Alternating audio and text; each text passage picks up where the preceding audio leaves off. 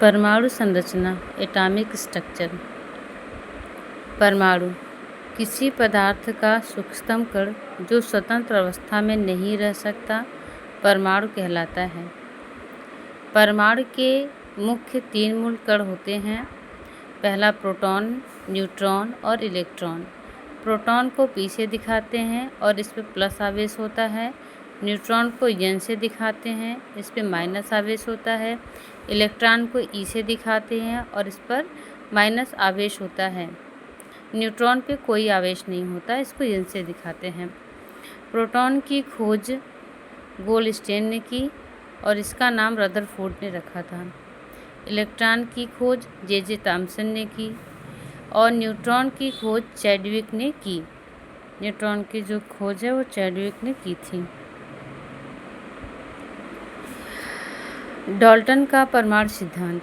सबसे पहले परमाणु के विषय में आधुनिक दुनिया में कहा जा रहा है। पहले तो इसको परमाणु को कणाद मुनि ने बताया था, अब इसको डाल्टन का नाम दिया जाता है।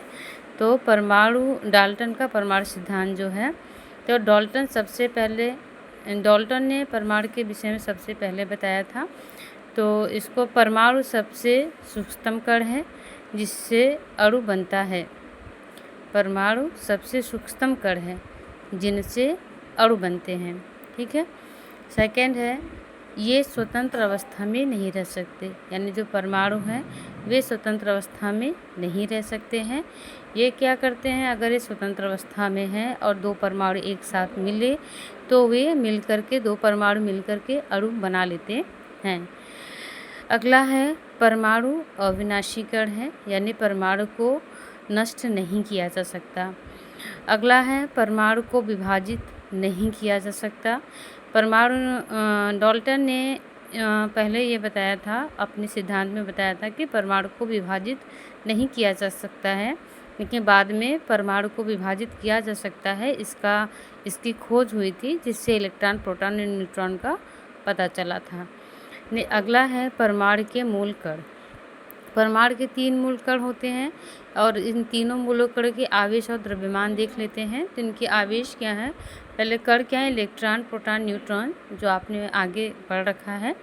तो इसका जो इलेक्ट्रॉन का आवेश है वह -1.6 × 10⁻⁻19 कूलाम होता है।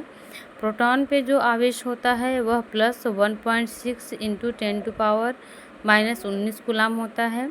न्यूट्रॉन पे कोई आवेश नहीं होता। द्रव्यमान, यानी कि इलेक्ट्रॉन, प्रोटॉन, न्यूट्रॉन का जो द्रव्यमान है उसको भी देख लेते हैं। ये एग्ज़ाम में आते हैं, कोई ना कोई एक ज़रूर आता है, तो आप इसको ध्यान से देखिएगा। तो इलेक्ट्रॉन का जो द्रव्यमान होता है वह 9.1 × 10⁻31 kg होता है। प्रोटॉन पे जो द्रव्यमान होता है वह 1.6 × 10⁻27 kg होता है। न्यूट्रॉन पे जो द्रव्यमान होता है यह 1.6 × 10⁻27 kg होता है। Thank you.